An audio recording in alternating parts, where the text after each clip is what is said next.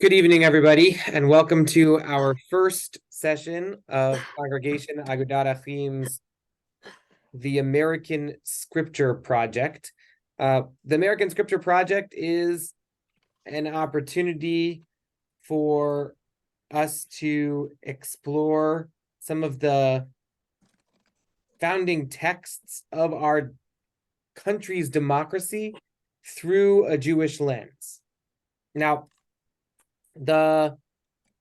this program was developed by a rabbi in the DC area named Rabbi Holtzman, and he has as a vision, I'm going to read you his words, that the American Scripture Project aims to reinvigorate the political through the spiritual, examining American text in the context of dignity, respect, courage, compassion, and justice will transform how participants live and lead, revitalizing democracy in the synagogue and beyond. And so his goal is this very big project of changing how we think about democracy and how we participate in democracy, and doing so by using these core texts of our nation and probing them the way that we would probe Talmudic texts or other Jewish texts. He describes democracy in the following way. There's big D democracy, which is like every part of our daily life is intertwined with the American political process.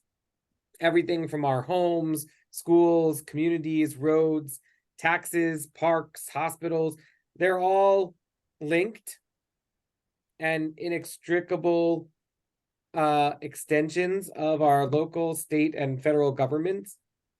Our day-to-day lives are shaped by the political. A healthy democracy requires an active and informed public, collaboration, and various perspectives. But there's also a sense of little d democracy. And little d democracy is the democratic processes every day at our schools, in our synagogues, at our workplaces, even in our families. This program hopes to revitalize both big D democracy and little d democracy. Is kind of a lofty goal. There's a tendency in contemporary American spaces to be driven by the desire to be right rather than to pursue constructive outcomes.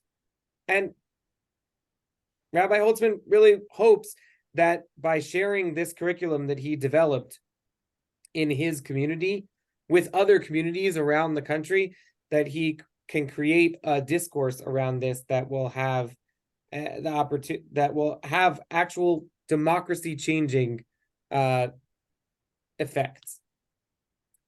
Now, I signed up for this program. Now, that is to say, I heard about it last spring. It was recommended to me by Rabbi Deb Gordon, Reb Deb over in Troy. And she sent a note to me saying, I don't have time to attend the trainings this summer, but I would love to do this program, and I just can't put in the time, but maybe you would. And so this Rabbi Holtzman, he did this project in his local congregation in Virginia, and then he applied for a grant to have it be something that he could share with congregations all over the country. And I signed up to participate in a pilot program of the American Scripture Project. So you all are part of a pilot program, which means that we're actually going to ask you to share feedback, both about the content of the class and also about how it was presented. And hopefully Rabbi Holtzman and his team will be able to tweak and develop the program based on our feedback, based on our piloting of the program. So it's very exciting to be a part of this. But the reason why I bit on this opportunity is because our congregation's adult education committee picked for this year an educational theme of people of the books. And one reason why the adult education committee picked that theme is because we saw a reality in the world of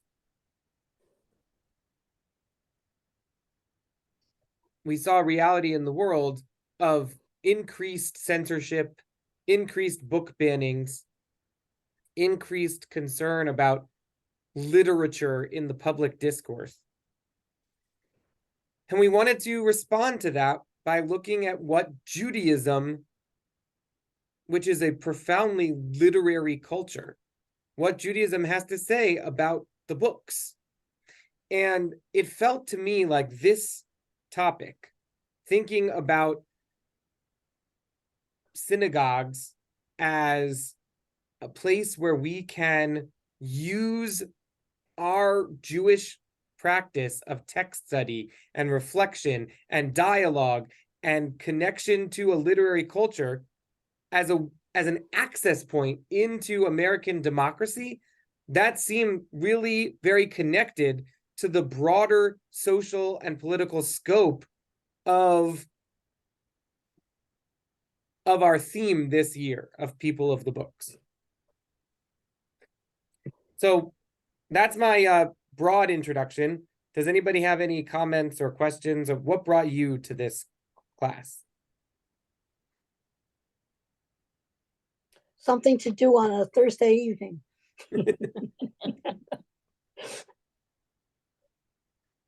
Love books.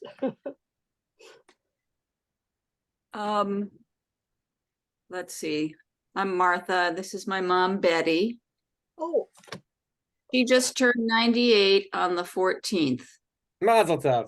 Mazel tov, Betty. My husband Arthur studied Hebrew with you.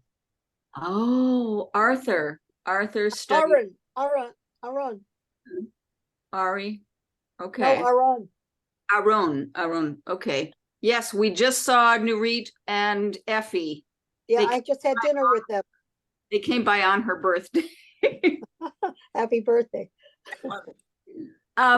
This is my true confession. I wanted to do something that would bind me to the Jewish community that didn't have to do with the war. I have brother and lots of people there. And it's just like, I don't know. I've been at a dark place. I don't know about everybody, but I've been at a dark place. And I saw this and I said, they're going forward with some other programming. That means I must still be on the earth and I'm okay. It was like, really, I can't tell you. Like, I'm here. They're there. But yeah. I'm not. My world isn't immediately blowing up. Yeah. And Martha, I really appreciate you saying that. Not just because I think maybe other people are also feeling a sense of being ungrounded in this moment, and also a sense of trying to be two places at once, you know, our hearts in the East, but our real lives are right here.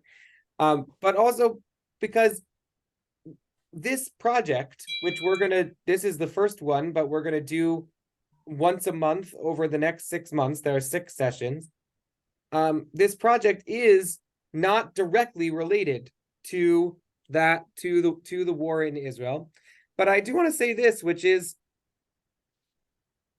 as we struggle with our ability to speak across narrative and across difference, within the American civil discourse, as we look at different aspects of American scripture, and we struggle with them, and people might be coming from different political backgrounds, or people might be coming from the same political background, but we might find ourselves troubled by, or there might be aspects of this course that force us to rethink some of what we thought about our foundational American scripture texts. As we do that, learning to exercise our muscle of speaking across differences, ultimately, the goal of that is to be able to do that with respect and with dignity. And the truth is, that relates in some broader sense to the American experience of this war in Israel and Gaza, where we are forced to confront people and political organizations and politicians and newspapers and media who have a different narrative than our narrative, and who experience this war differently from the way that we're experiencing it. And so I think there's a way in which what we're doing, it is continuing with our project, but the work that we do in this project may in fact also relate to a broader social relationship, or a broader understanding of dealing with speaking across narrative and difference. I hope that hopefully that made sense, Martha, and wasn't too much about the conflict that it makes you feel less inclined to continue. I hope that this is indeed very much focused on the United States and not on the situation in the Middle East. Good. I'm gonna hold you to your word. Yeah, we can't ignore that it's happening, but we can really focus on thinking about strengthening American democracy. Great. So does anybody else like to share why you're here or what you're hoping for? Yeah, Kathy. Well, literature, philosophy, thinking is my baseline and love. Before I was a social worker, speech pathologist, anything else. I was an English major, as Anita knows, and I'm grateful to be able to visit these texts. Great. All right. So let's begin with a blessing to ground our study in the fact that what we're doing is studying Torah, even though the texts that we're studying are sort of perhaps a part of a broader canon and not necessarily our normal canon, but yet what we're doing is studying Torah. So we'll begin with the blessing for Torah study. Baruch atah Adonai Eloheinu melech haolam asher kitshanu b'mitzvotav v'tzivanu la'asuk b'divrei Torah.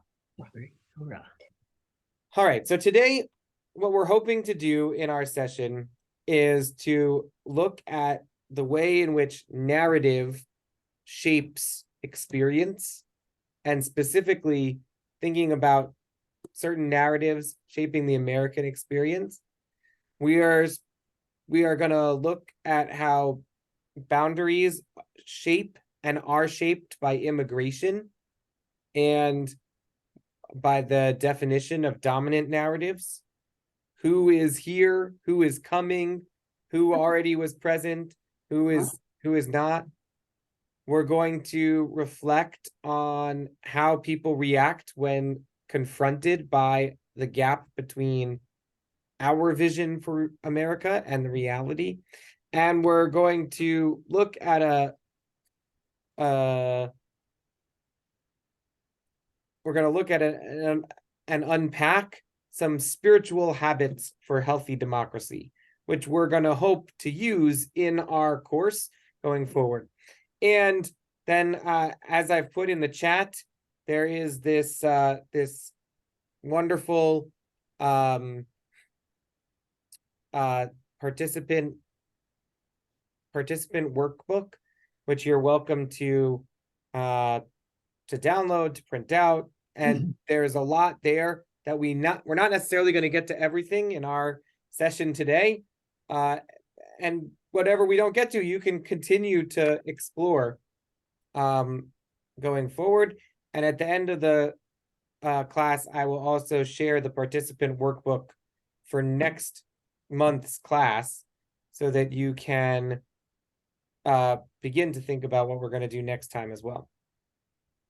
So, what do you think of or feel when you hear the word America?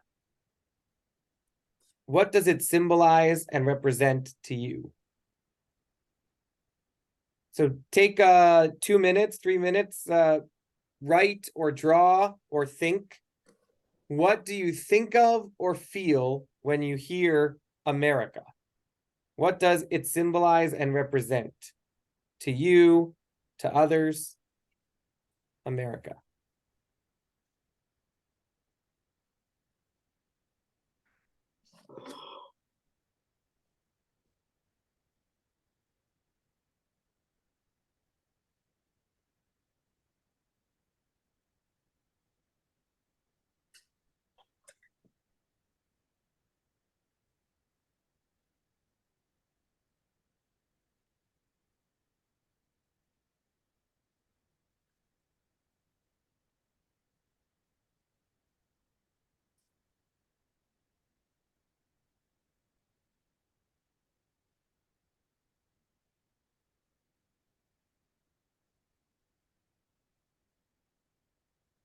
After watching about the buffalo, I don't know. All right. Would anybody like to share what you think of or feel when you hear America? Edith. What I think of first is that this was the country to which my immediate family could flee to in the 1930s.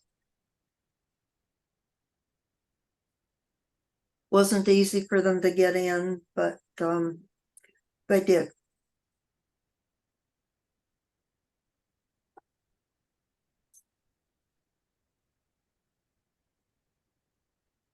Anybody else like to share?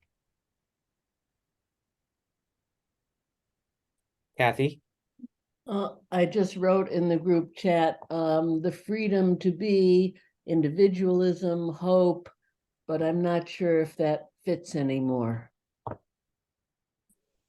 Kathy has an embedded idea about what it means to be, what she feels when she hears America, about freedom and hope and individualism, but there's perhaps a certain amount of frustration, despair, questioning also contained. Is there hope? Is there freedom? Yeah, Martha. Goes my head. Well, I Oh, Murray. I was going to say a little bit what Kathy said, but in a broader scope, to me, America still stands for freedom, opportunity, and a practice to a large degree of equality, and a life which cannot be led in any other country, regardless of whether that country is that other country is also quote a democrat, and we are undergoing certain transformations and testing the depth and scope of our of our democracy. But so far as the basic principles upon which it was founded and the objectives that we are pursuing, I believe, when I think of America just as the only country that is still a beacon to the world. Anita. Yeah, when of course there's the freedom, but when I was younger, growing up in the 40s and 50s, I saw that there wasn't fairness. My Black friends didn't have opportunities. I went to school in the South, and the racism was pretty bad, even in a university town. And When you as we think of got America, into, you think of racism? well, when I was younger, there Mhm. was racism. And as we got into the 60s and 70s, with new legislation, I began to see more fairness. I began to see more equality. I began to see people living better. And we were approaching, I think, what we should be as we came through the 70s and 80s, and people were better educated. And now I think people have dumbed down. They don't really care about democracy. And I'm worried. It sort of brings me back to that youth, in my youth, when I thought things were not fair. Martha. Well, I was just going to say that there's certainly a lot of things wrong, and the treatment of Native Americans, the slavery issue, all of that. But I have come to be increasingly looking around the world. I've become increasingly grateful for the basic, I just want to say ditto to Murray, the basic foundational principles on which this is based, however haphazardly or whatever it's been imperfectly carried out and kind of in progress. I have lately taken to saying something that just sounds so politically incorrect, but I stand by it. I am incredibly grateful for the Anglo-European base of this particular country, with its emphasis, however imperfectly, on law, the rule of law, due process. I think what Murray, said is really true. I look around the world and name 10 different conflicts, and the way that all these groups have huge humanitarian crises, and I go, I get why the truth is, everybody wants to come here. Anybody who's running from their horrible political systems wants to come here. Not because we've done this perfectly, but, what is it? Ben Franklin or somebody said, gentlemen, you've got a republic if you can hold on to it. So that's what I say. I am grateful more and more to the old English goofballs who just made this thing that's about law, order, structure, due process. I look at South and Central America, I look at the Middle East, and I'm like, grateful that my great-grandparents came here in the late 1800s and one in the early 1900s. Increasingly grateful amidst the world as it is today. So there you go. There's my little spiel.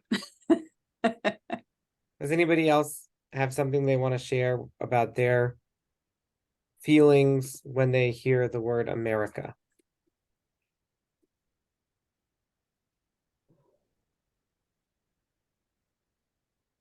All right, so I'm gonna share a little bit about the text we're gonna look at today. I'm gonna let you follow along as I share, because some people process better through reading than through oral, through my oral presentation of it. So we're gonna look at the New Colossus, which is a poem by Emma Lazarus. And that's going to be our first text that we're going to look at together. The story behind how the New Colossus became associated with the Statue of Liberty provides a brilliant illustration of how narratives have been subverted, reinvented, and then attached to the formation of American identity.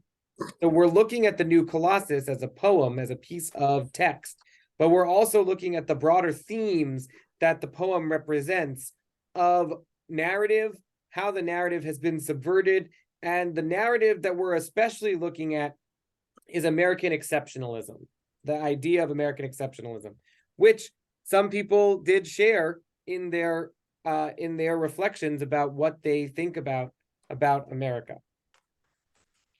Edward Laboulaye, a French abolitionist whose name is French and I can't pronounce because I'm American, only speak English, came up with the idea of the statue as a gift from the French people to the Americans to celebrate the end of slavery in the United States and to symbolize the friendship between France and America. However, early on, the Statue of Liberty was a rather unpopular in America and widely viewed as no more than a failed, dilapidated lighthouse. So, for the first 20 years or so of this statue being in the United States, it didn't have the iconic stature that it does today. In 1883, Emma Lazarus was commissioned to write a poem to help raise money for the statue's pedestal. At the time, Lazarus was a Jewish writer and involved in charitable work for refugees. At Ward's Island, she worked as an aide for Jewish immigrants who had been detained by immigration officials. She was deeply moved by the plight of the Russian Jews she met there, and these experiences shaped her writing. In 1901, over 17 years after Lazarus's death, her friend Georgina Schuyler conducted a 2-year campaign to resurrect this work and to get Lazarus's celebratory sonnet inscribed on this 300-foot-tall monument in New York Harbor. The work of these two women, Emma Lazarus and Georgina Schuyler, helped transform the statue's symbolism to the one now associated with the open-armed welcome to immigrants arriving across the Atlantic, and embedded the statue's significance in our national consciousness.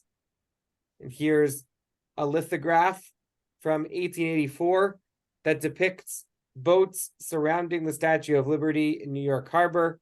That's before it was associated with "Give us your tired, your hungry, yearning to be free," right? We're going to look at that text. This lithograph sort of depicts the Statue of Liberty as a failed lighthouse. It's like there are boats. That's the important thing, not the immigrants, but the movement of vessels in and out of New York Harbor.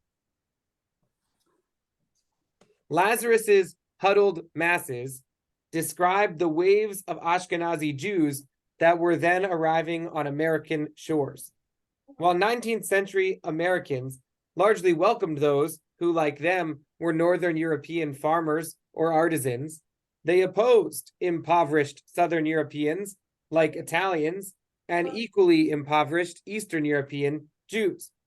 The New Colossus speaks to the diverse family memories and personal stories of many, though certainly not all, Jews in our congregation. For those with a personal connection, as well as those without, this discussion will be an opening to explore the intersection between and our assumptions about Jewish and American identities. This text was also a bold argument against xenophobia, which was common in Lazarus's time, post-Civil War Reconstruction and installation of a Jim Crow system that barred African American inclusion in society, a backlash against immigrants from outside Northern Europe, immigration policies such as the Chinese Exclusion Act of the 1880s, which remained until 1943, embedded new racist tropes in political discourse. Later immigration policies of the 1920s were motivated by bad science and fears of the wrong kind of immigrant. Jews trying to escape the Nazis in the 1940s were profoundly negatively impacted by these immigration policies and laws. So Lazarus's poem describes her aspiration, not the reality of America at her time. W.E.B. Du Bois even remarked on the irony of seeing the statue as he voyaged home from Europe, while forced into segregated quarters on the ship. In recent years, the new Colossus has been revisited as a moral North Star to inform how we might navigate the issue of boundaries and immigration today, right? And here's a political cartoon. Here's a political cartoon from the Miami Herald that depicts the Statue of Liberty, instead of holding a torch and saying, "Give me your poor, your huddled masses," holding a sign that says, "Get in line." Get in line, meaning one at a time. People, you don't necessarily get to come in if you're coming from a Muslim country or from a South American country. All right, so we're gonna now that we've did anything surprise anybody, or did anything jump out at anybody in this section about the text?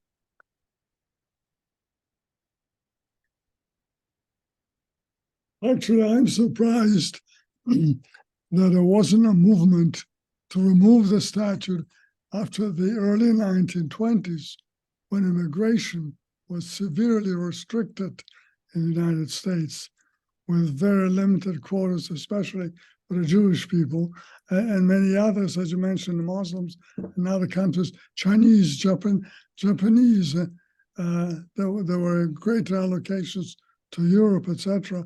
I believe that if Lazarus had seen this legislation become law, it might have changed her attitude, her outlook towards the symbolism of the Statue of Liberty.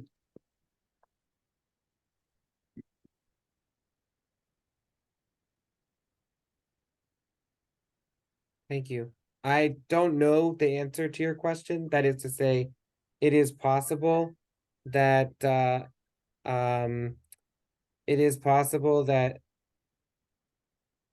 there was a desire to remove or to reshape the image of this of the Statue of Liberty, and yet clearly over the last 100 years, the Lazarus vision of this statue has really won out in a lot of ways. Other reflections. Yeah, Edith. This is maybe a little off topic, but when my mother came to this country via ship in 1936, she and the other people on that ship were not allowed to see the Statue of Liberty in the harbor.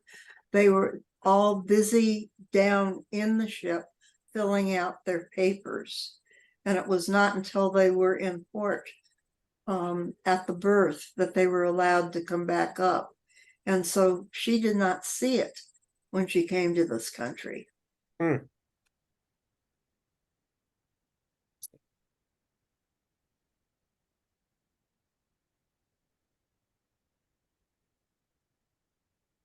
right, so we're gonna look at the poem now.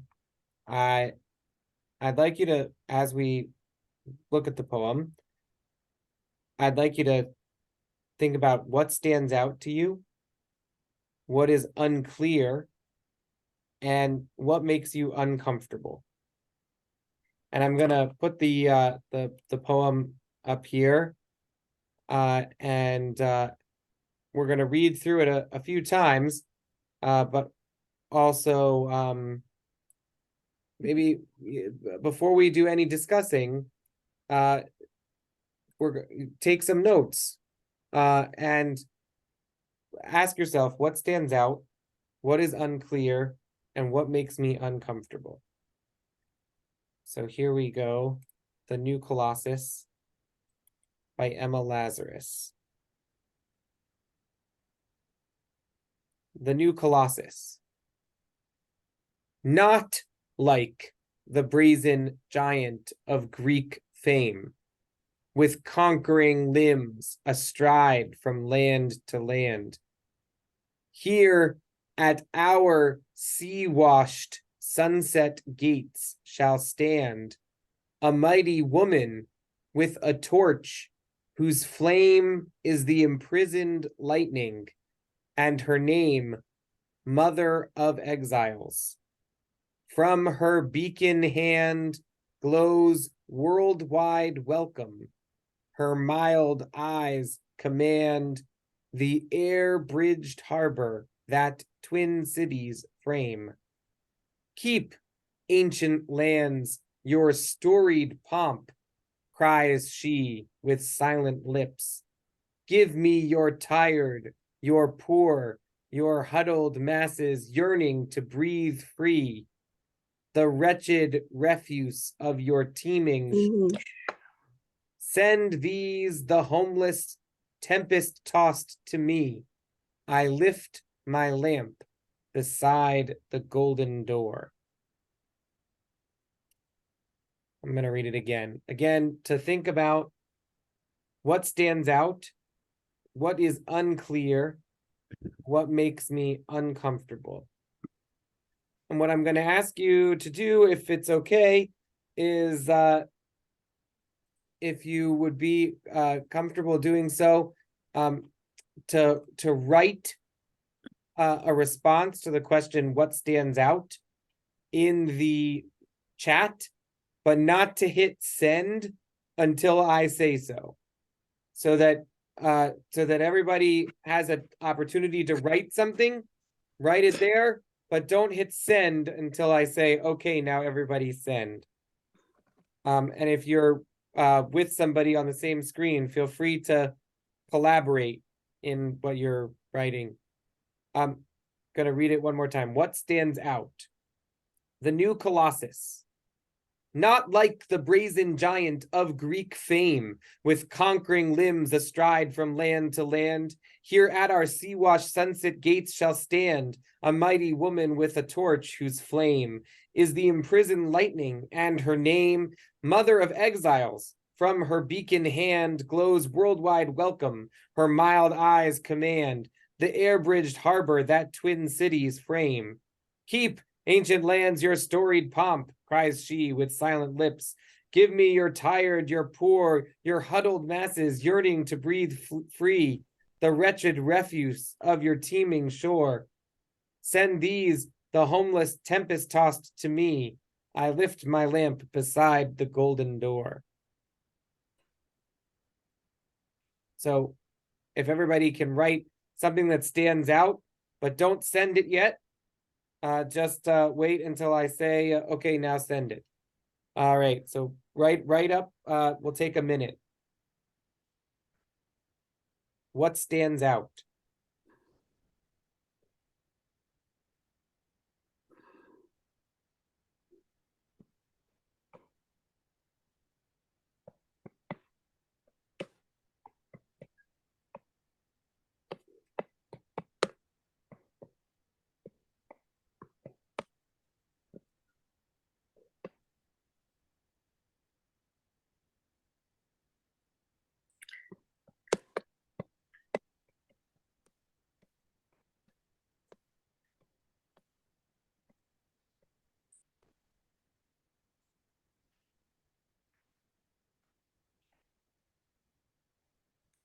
All right, anybody who would like to now can press enter so that we all share the things that really jumped out.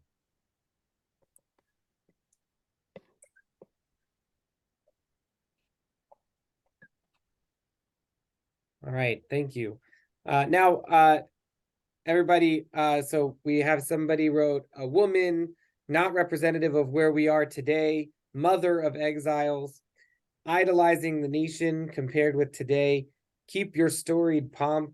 I thought the familiar lines, send me your poor, were the first lines. So, right, Matt is sharing that what really stood out to him is the way that that's actually the end of the poem and not the beginning. Good. So I'm going to read it one more time, and this time, if you have anything that is unclear about the poem, a same gimmick, that is to say, everybody to type in as you think of the things that are unclear to you, if you have anything that's unclear, and then when I say go, then everybody can hit enter. So I'm going to read it one more time, and this time comment on things that are unclear to you. The new Colossus. Not like the brazen giant of Greek fame, with conquering limbs astride from land to land. Here at our sea-washed sunset gates shall stand a mighty woman with a torch, whose flame is the imprisoned lightning, and her name Mother of Exiles. From her beacon hand glows worldwide welcome. Her mild eyes command the air-bridged harbor that twin cities frame. Keep, ancient lands, your storied pomp, cries she with silent lips. Give me your tired, your poor, your huddled masses, yearning to breathe free, the wretched refuse of your teeming shore. Send these, the homeless tempest-tossed, to me. I lift my lamp beside the golden door. So the question is, what is unclear? What is unclear? Take a moment to type out your answer.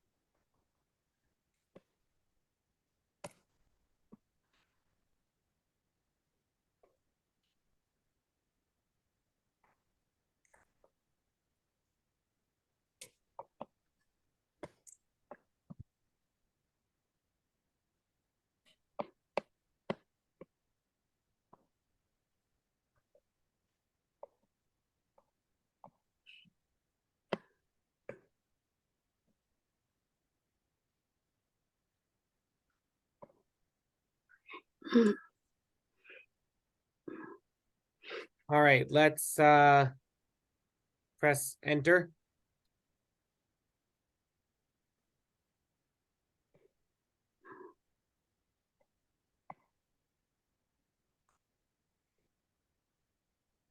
It's All interesting. right, so a bunch of confusion about the Twin Cities and the imprisoned lightning.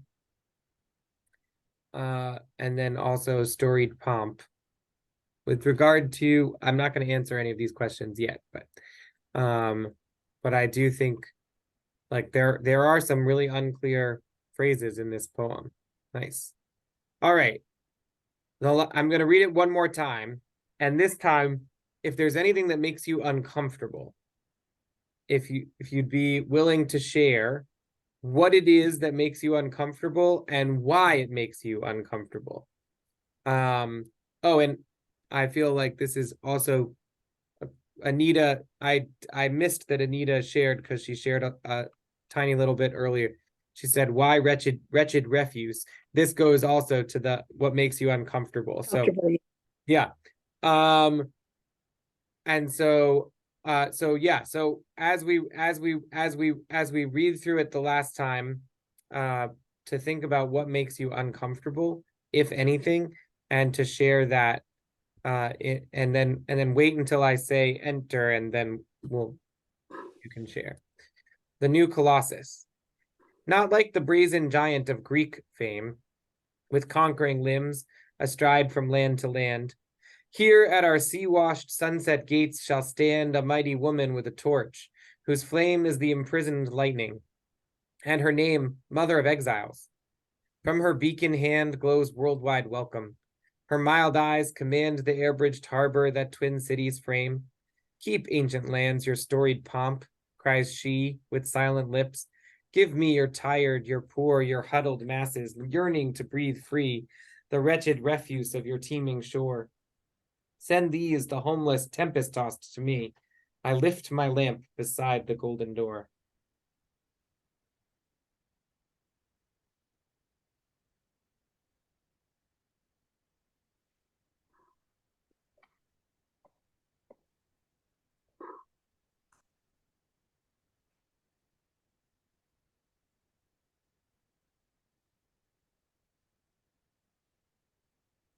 So the question that we're asking now is there anything that makes you uncomfortable?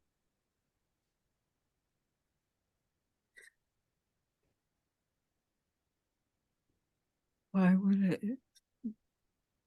All right. If you've had a chance to type in, press enter.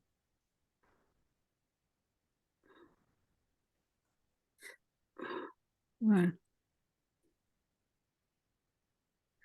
Well, everybody has the same discomfort. A lot of folks share the same discomfort, which is the fear or the anxiety that our country no longer welcomes the wretched refuse, that our country no longer welcomes no longer glows a worldwide welcome.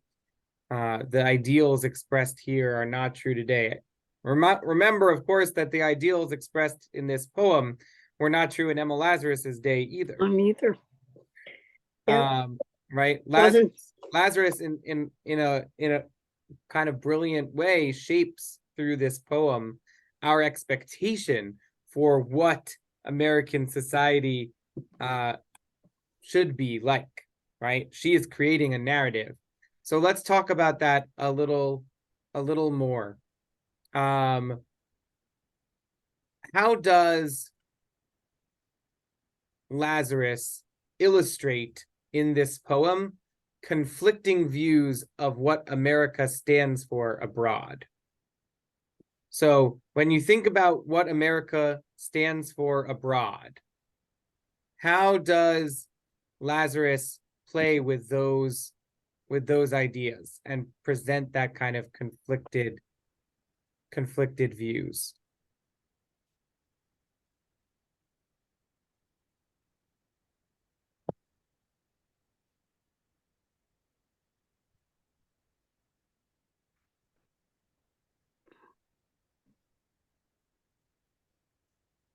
Matt?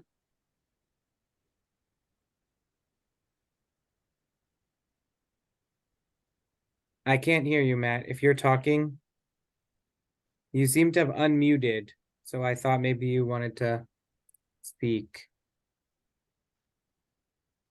It also could be Diane who's there. I don't know. All right. Well, I hope you figure that out or type in if you can't.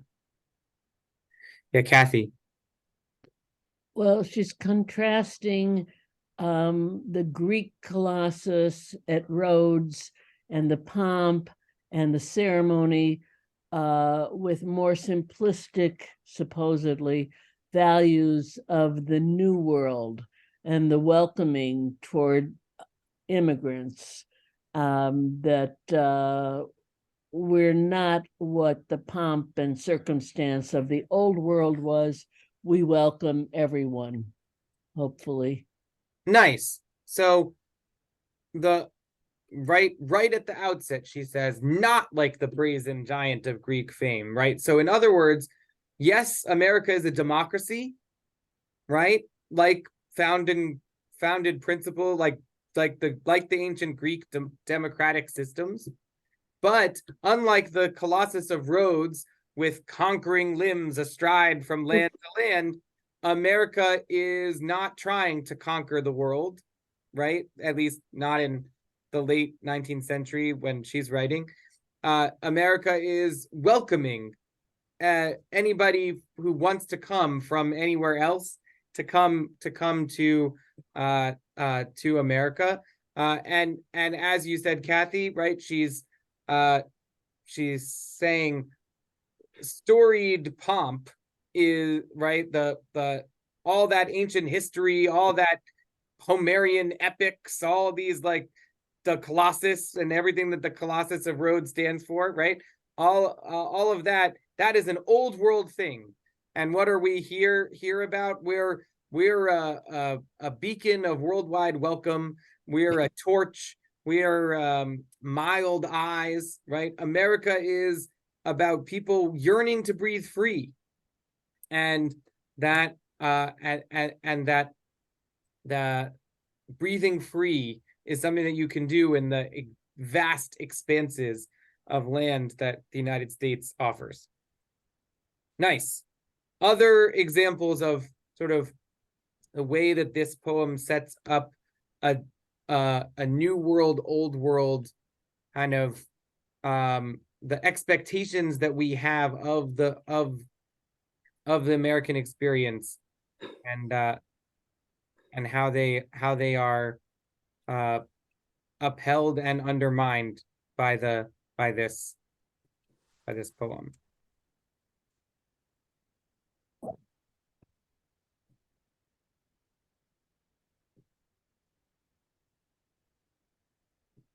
Matt, I still can't hear you. Something must be going on with your sound. That time your border lit up yellow, so I know you were trying to talk, but it just didn't come through. All right, I'm going to ask another question. Hopefully we can continue also talking about this idea of the conflicting views. My next question is, what's Jewish about this poem? Where does Lazarus's Jewish voice emerge in this text?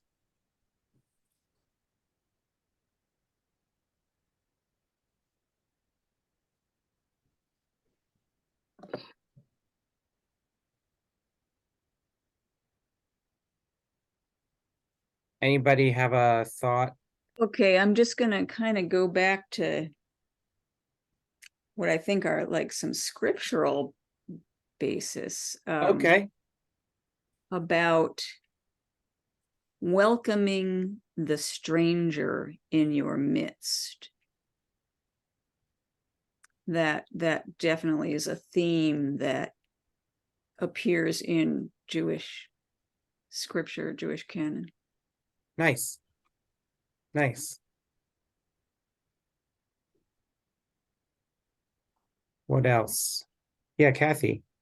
The mama. Mother of exiles, bring me your wretched, your everyone who no one else will take in, I will take care of. Nice. So there's a way in which Kathy identifies the Yiddish mama in Lazarus's depiction of the Statue of Liberty, right? Obviously, she's a woman and not a man like the Colossus of Rhodes. So she's responding to the physical reality of that, but she does so in a way which in some ways feels kind of Jewish. Nice. Okay, Matt. I'm here, present. Right here. Switch to iPad. Sorry for the confusion. I don't have anything at the moment, but Okay, great. But I'm glad that we can see and hear you. All right. Does reading this poem through a Jewish lens change our interpretation of the poem?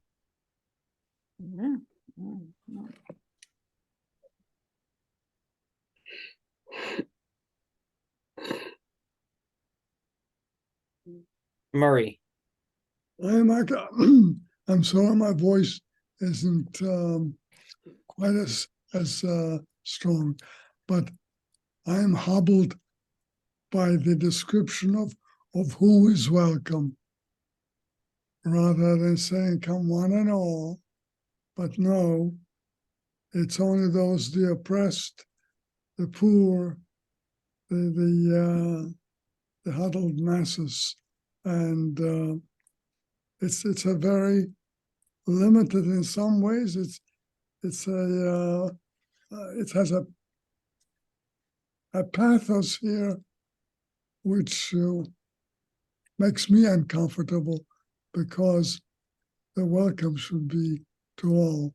And number one. Number two is, as Kathy referred to the statue as Mother of Exile, but we don't have any antecedents for her being a Mother of Exile. Where does that come in?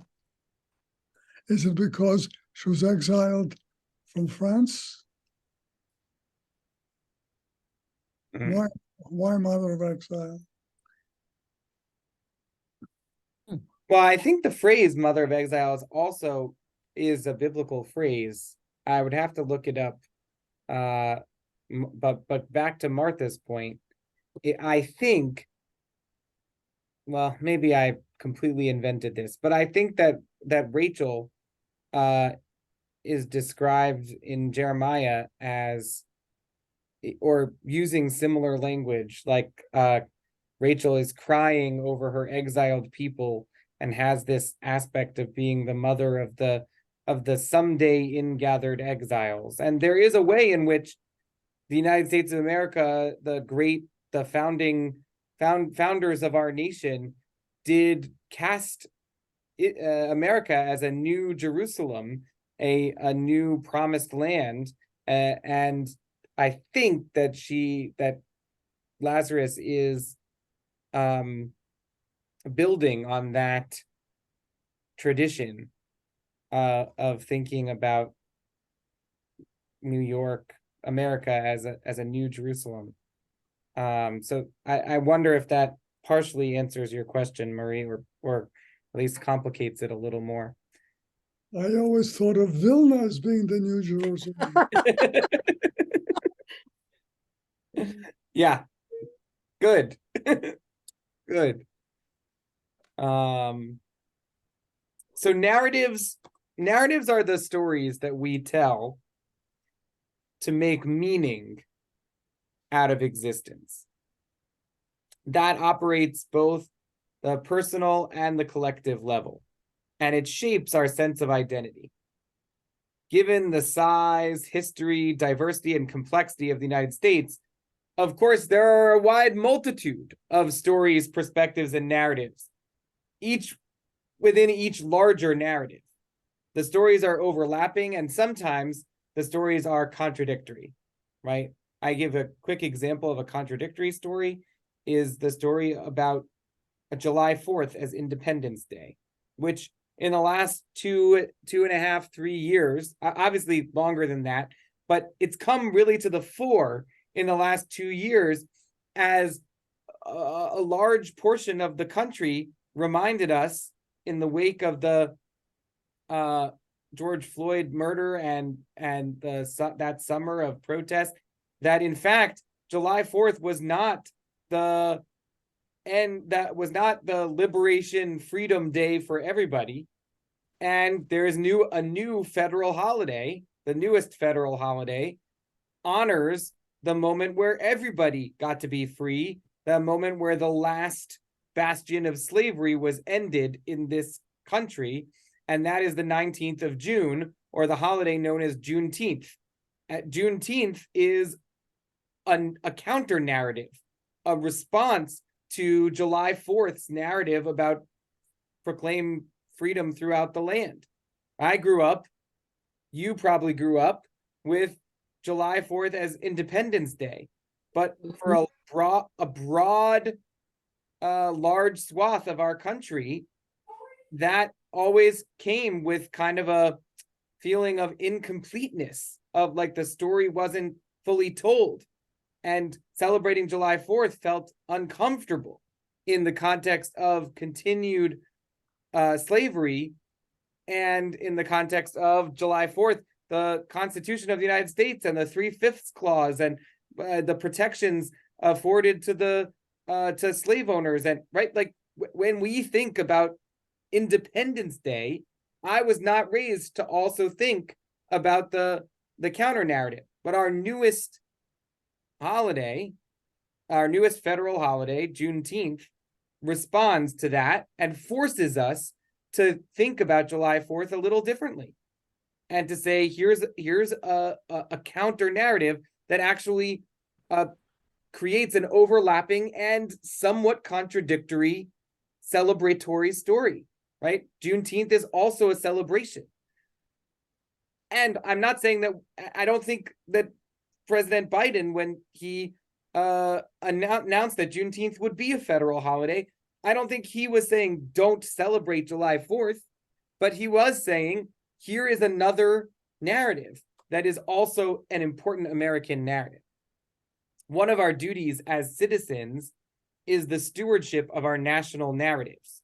Whether this is through the formal creation of school curricula or through informal conversations with friends and neighbors, we each have the power to uphold, reconsider, reshape, reject, or sustain our collective stories. However, the word citizen can often be used as a status that confers rights, including the right to define our national identity and interpret our narratives, creating what is called a normative reading. This is a form of power. And a big part of our current political toxicity derives from the painful tension some feel between personal experience and what is upheld as national identity. The reason why we're starting our study of the American Spricture Project with the new Colossus is because this poem provides an entry point into the tension between normative identity and counter identities. While the sonnet is a radical welcome, and it definitely is a radical welcome, many Americans either, one, experience American immigration as highly unwelcoming, right, which we talked about. Is it true that these ideals still stand today? What if you're from a Muslim country? What if you're from a South American country? Do you feel welcomed by the American immigration system? Right? Also, while the sonnet is a radical welcome, many Americans want America to be less welcoming or more unwelcoming, or to only welcome certain kinds of folks. Simultaneously, though, the poem, through its very personal imagery, invites people to join the American community. Some of us may find the sonnet inspiring and empowering. Some of us may find it hypocritical or threatening. What we are trying to do is to change the definition of citizen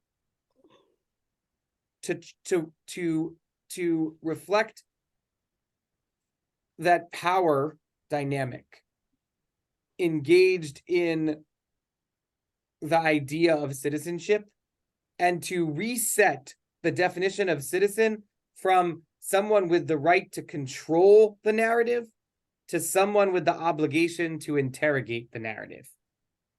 And this, I think, is the profoundly Jewish part of this, like what it means to look at these texts from a Jewish lens, is that we are shifting from a language of rights to a language of obligations.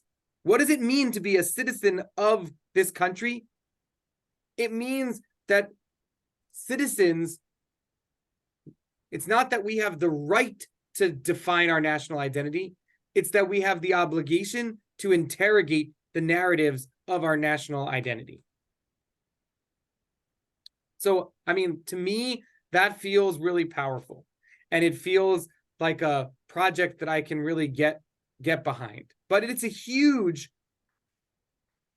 idea. And it might make some of us uncomfortable. And that's okay. I'm not trying to say that just because I'm excited about it, everybody else should be too. But I think that it's a very Jewish approach to looking at these texts. So I just wanted to pause here to ask for any reactions or responses or comments. Yeah, Murray. Forgive me, Rabbi, but I would, first of all, America, when it broke away from the tyranny of the kings of England, was frequently regarded as an experiment in democracy, an experiment that really still goes on. It evolves, it improves with ups and downs and so on. And I believe that the two let's say memorable dates, or the issue of independence and freedom can stand side by side, rather than one overflowing the other. We celebrate the 4th, from my understanding, of the time when America, the colonies, broke away from England and from the tyranny of Parliament and the kings, and declared their independence. Juneteenth was an evolving, maybe part of the completion of that breaking away, and finally giving freedom to everybody, not just the white Anglo-Saxons who were there at the time. And so we can celebrate both, and we should celebrate both, certainly. Too bad it took that long for it to happen, but we should not, I wouldn't try to let's say demote the 4th of July because of Juneteenth. Yeah, exactly. And I think what you're saying really speaks to this question of power, right? Who gets to decide what the dominant narrative is?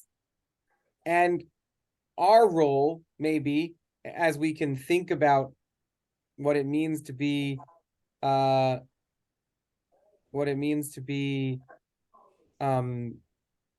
citizens, is to, as opposed to trying to control the narrative, it's to interrogate the narrative.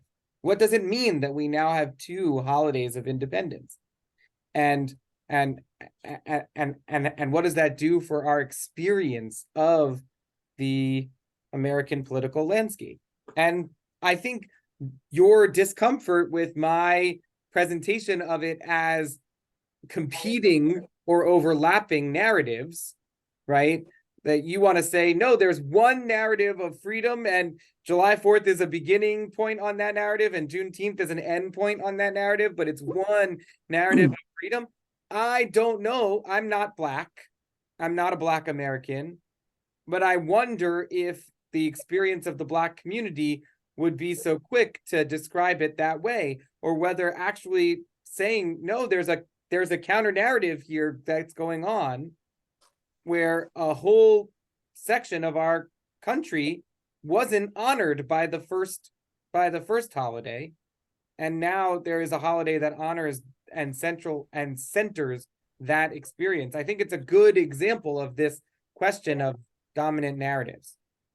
The 1619 project initially started out more towards the Juneteenth period, but it has drawn back now, and it had been not revised and a little bit more, how shall I say, more moderate. Mm-hmm. Yeah, Matt. I just want to say that the idea to me of starting with this poem, starting with the text is, you could say it's the Jewish way, but I think it's a great way because it's something that we can see. It's not an opinion. You know, nowadays there's facts and then there's alternative facts, but we're definitely seeing a concrete thing together, and so we can discuss and have different opinions about it, but we're starting from an actual factual, you know, concrete thing. Thank you. Yeah. So I'd like to follow up on what Matt just said and get back to this, to the poem. And here we have the dominant narrative of American exceptionalism and some competing counter narratives, confronting the counter narratives right in the poem itself. So here's the dominant narrative of American exceptionalism. Without a unifying ethnic heritage or a divinely anointed monarch, Americans found a force to unify the collective by claiming a special role in the human project. Whether consciously or not, we Americans believe we are chosen people living in a promised land. It's not enough to simply talk about this domestically. Throughout our history, we have a track record of seeking to project and to bring American ideas and forms of government to foreign countries. The new Colossus and the Statue of Liberty Civic Project highlight this attitude of exceptionalism. The poem evokes historic Colossus of Rhodes, setting the United States up as a peer to the ancient Greeks.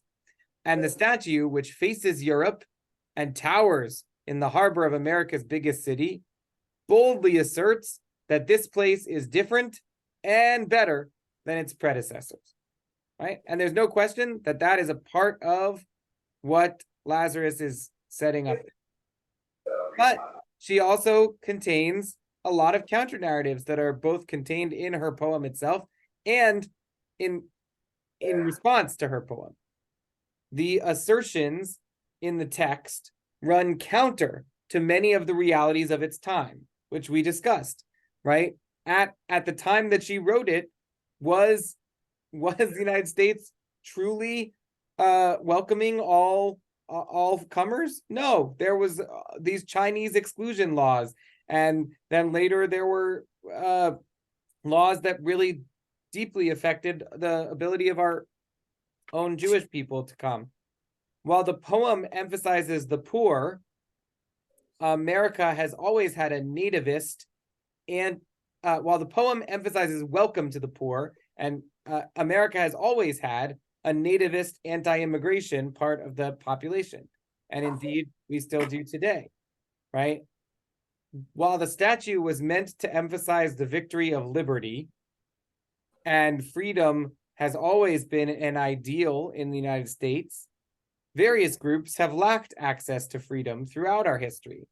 These blocks to liberty were designed into various state constitutions, following Reconstruction, such as the disenfranchising of felons from voting, and were expanded through legal and bureaucratic restrictions on immigration. For example, Jews seeking to flee Nazi Germany were required by the US State Department to get a German police certificate before immigrating. A disconnect exists between America's dominant narrative of welcome and freedom and its undercurrent of xenophobia and restriction from its inception and persisting all the way to today. And so from this poem, we can actually look both at the dominant narrative of American exceptionalism and at the confronting counter narratives, at the other aspects of our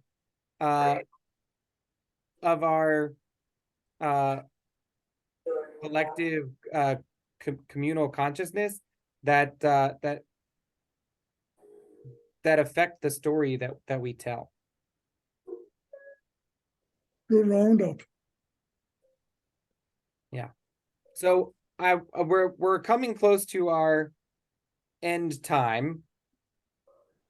And I'd really like us to look for a second at the spiritual habits for healthy democracy that we're hoping to practice and work on through this project. And I've recorded this. We're going to be able to share the recording. And there were a whole bunch of people who registered for coming tonight, but who weren't able to make it. And I'm hoping that they'll be able to come and integrate with us in future classes. Like I said, this is once a month. So I just want to share quickly my screen. The spiritual habits for healthy democracy. All right. In the American Spricture Project, we practice habits and behaviors that nurture a healthy democracy and empower individuals to be more conscious, intentional, and engaged members of the communities they belong to. We are informed by examining narratives, the stories we tell to make meaning out of existence within the context of American history, the pursuit of an accurate retelling of the past. We are able to hold contradictions and tensions. We embrace both and to expand our worldview and understanding. So we are informed and we embrace both and. We are contemplative by reflecting on our own life experiences and how they shape our American identity. We wonder how these narratives have helped and harmed, how they have united and divided. We embrace the contradictions as that increases our capacity to contain complexity. We are active and engaged as participants in democracy, and we must participate. We embrace the power of our voice, our agency, and our civic responsibility and take action to shape the communities and revitalize the broader American democracy we are a part of. And we are soul-centered by finding personal spiritual meaning in these narratives as Americans. We cultivate community and connection in our space at the synagogue and in other spaces made sacred by the mystery of religious tradition and practice. Religious tradition and spiritual practices help us see how we are all connected and embrace the vibrance of our differences. All right. So I shared with you, and I'm going to share in an email also, everything that I read to you and shared with you is in the participant workbook for this session. And I'm also sharing with you right now the participant workbook for the next session. And the next session, the date of our next class, I should have had that up so that I could just rattle it off, but I'm going to look it up so that you can have it. All right. Our next class is the 30th of November. So on the 30th of November, we are going to engage in a discussion like we did today. Our text today was the poem, the poem, the New Colossus by Emma Lazarus. The next text is the Declaration of Independence. I will send an email. Yes. Please, yeah.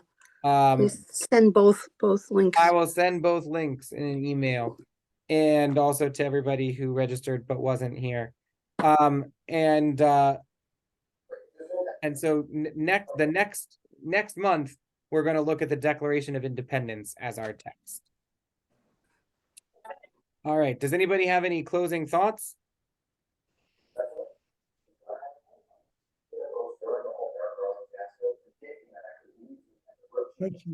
All right. Thank you, everybody. Yasher koach. Thank you. Have a good retreat. Oh, thank you.